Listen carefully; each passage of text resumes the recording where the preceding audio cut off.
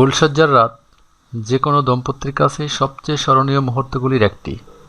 এই ফুলশয্যার রাতকে কেন্দ্র করে পৃথিবীর বিভিন্ন অংশে প্রচলিত রয়েছে বিভিন্ন ধরনের রীতি। ভারতীয় উপমহাদেশের নানা জায়গায় ফুলশয্যার রাতে বরের দুধ খাওয়ার রীতি রয়েছে।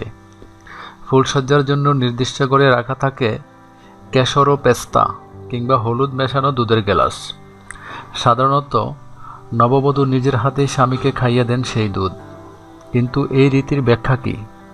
কেন সদ্য বিয়ে করা পুরুষটি দুধ খান ফুলশয্যার রাতে? কেন নববধূ খান না দুধ? আসুন জেনে নেওয়া যাক। বিশেষজ্ঞরা জানাচ্ছেন, ফুলশয্যায় দুধ পানের রীতি অতি প্রাচীন। আসলে প্রাচীন যুগ থেকেই ভারতীয় কৃষি ও অর্থব্যবস্থায় এবং দৈনন্দিন জীবনে গোদুগ্ধের বিশেষ গুরুত্ব রয়েছে।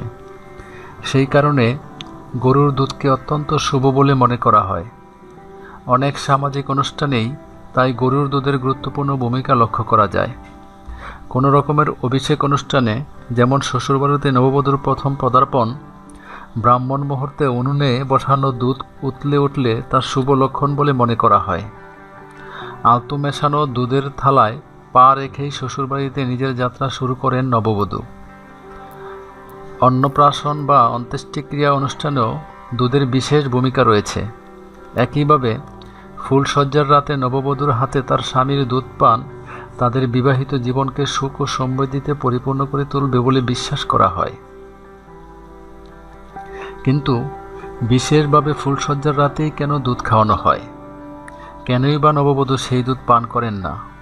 সেই সমস্ত প্রশ্নের উত্তর নিহিত রয়েছে আয়ুর্বেদ শাস্ত্রে। আয়ুর্বেদ শাস্ত্রের ব্যাখ্যা, ফুলশয্যার রাত হলো স্বামী স্ত্রীর প্রথম মিলনের রাত। সেই মিলনকে আরও আনন্দময় ও স্মরণীয় করে রাখতেই দুধ পান করেন বর।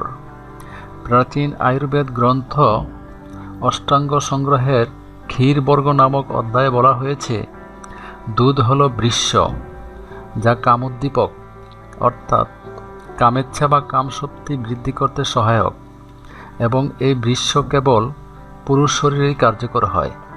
কারণ দুধ পুরুষ শরীরের শুক্র ধাতুকে উজ্জীবিত করে, কিন্তু সাধারণভাবে শরীর শীতল হয় দুধের প্রভাবে।